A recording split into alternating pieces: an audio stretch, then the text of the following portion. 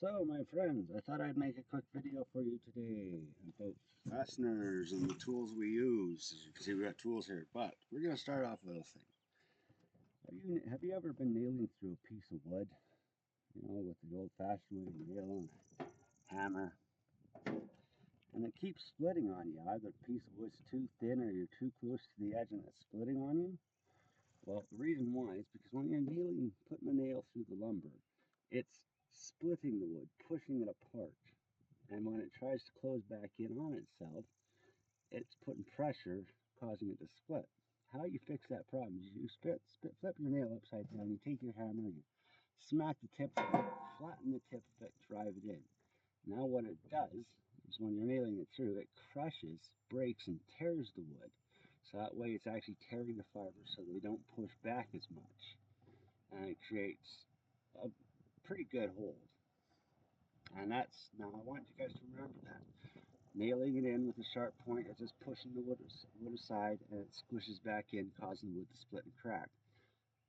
Denting it and putting a flat end on it causes the fibers to tear and crush while putting it in, which decreases the chance of the wood splitting.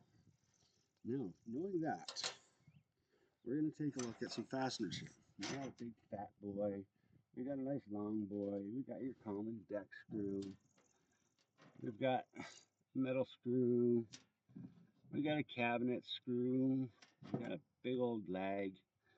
So now in front of me you see some tools. Got a drill driver, another little tiny drill driver, got the impact, and got the big high-speed beast. Now all these tools will work perfectly fine on these fasteners, but that's the thing is everyone's like, well, the faster you get the job done, the more money you make. Now these screws here, any of these tools, the duck screws, anything that's smaller than a quarter inch, that's a quarter inch over 3 inches long. Anything smaller than a quarter inch, 3 inches long, you can use any of these tools perfectly fine with no harm. When you're going a quarter inch, thicker than a quarter inch, and over 3.5 inches long, you want to try to drill a pilot hole that's at least a quarter of the diameter of the fastener, and that will prevent splitting and cracking. But I'm going to explain to you, when you're using a drill driver over an impact. Now, a drill driver, high-speed one, you turn it down to 300, you're perfectly fine. Like down to your low setting, you're perfectly fine and safe. But using these things here, when you're putting the screw through, like the nail, all it does is it pushes the fibers away, and they try to close back in on each other. So using these on screws will do the same thing as the nail. You have a higher chance of the wood cracking and splitting. Where with the impact, when it's impacting, it's tearing those fibers at the same time that it's going through. So it's going on, tearing those fibers, the same thing as the nail. So you have less chance of cracking and splitting. But these things have a set speed that they actually really go at, and when they're driving the fastener and how the RPMs are.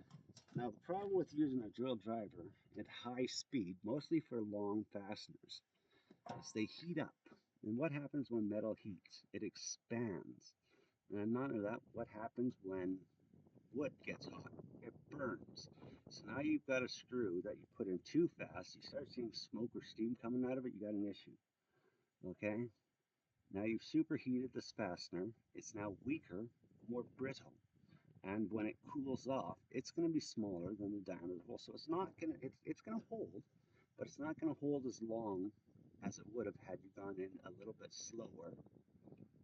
And it would have, and none of that, it would last longer. It would hold a lot longer, it would hold better. Now, and that's where the impact comes in. It's set at that sweet spot of RPM where it's not going too fast, but it's also giving the fastener some time to cool. Where this big boy here at high speed will get this thing so hot that you can't even touch it. So that's why impact in some cases is better. Now when you come to these lag bolts here, always drill a pilot hole. That's at least a quarter of the diameter before screwing it in. Don't just drive it in with whatever you have.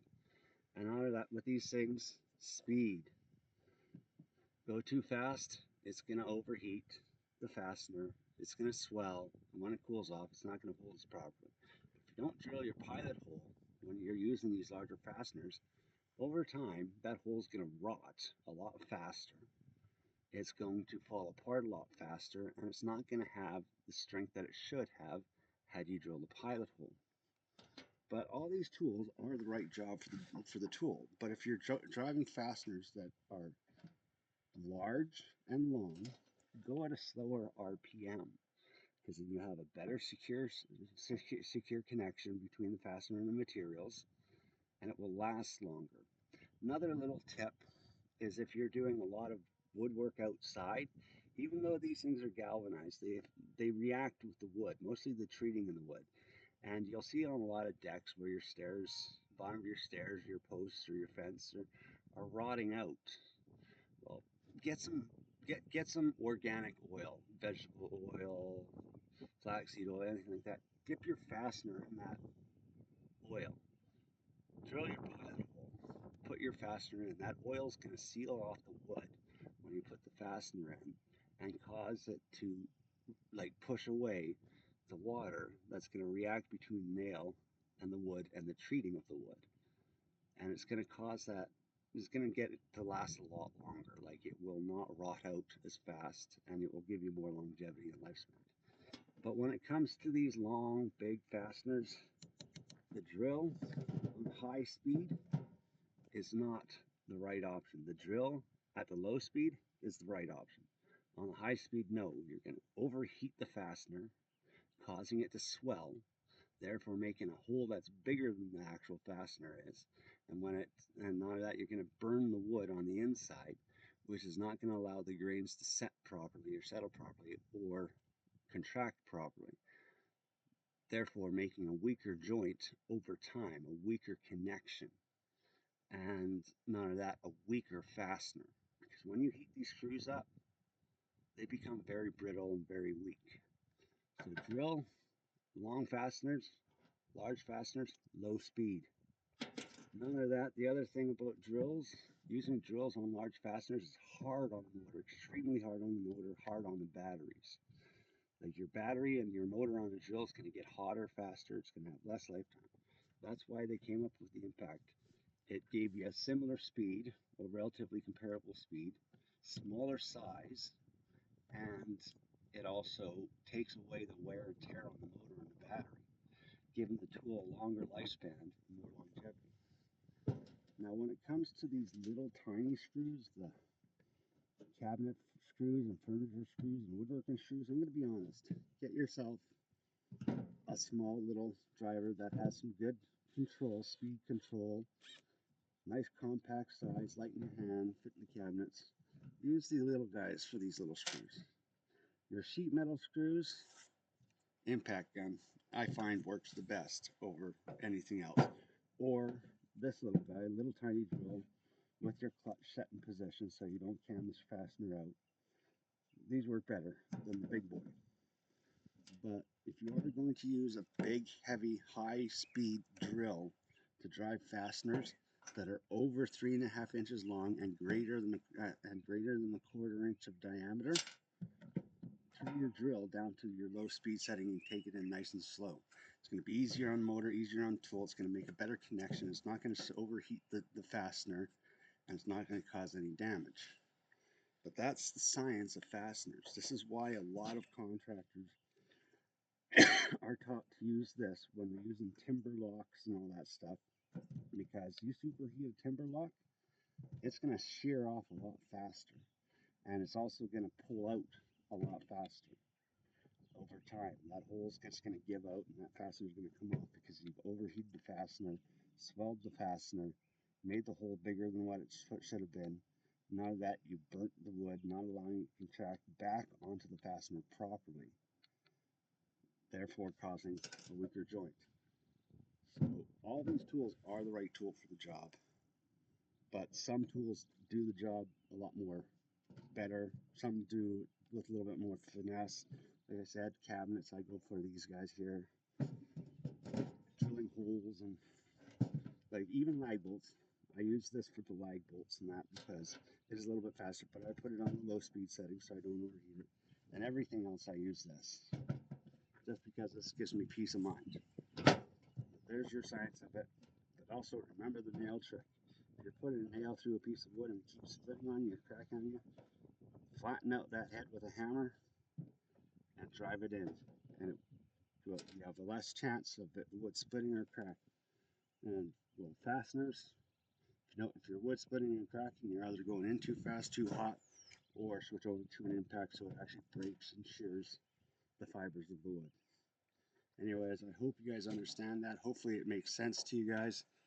But high-speed drill on large fasteners is not the right tool unless you turn the speed down to low speed. I cannot reiterate this enough. There's a lot of projects out there that people have been using the drill on high-speed timber frame projects, and those connections are failing because the screw is superheated. Either they've sheared off, they've broken off, or they've rotted out, or the hole has literally just over time given out, and the fasteners come loose because they went and threw it in with high-speed drill at over 1200 RPM and just smoked the hole, smoked the screw, and that was the end of it. So from a structural point and the engineer's point, if you are not going to turn your drill down to a slow speed, get yourself an impact gun and don't screw up the job and don't kill people.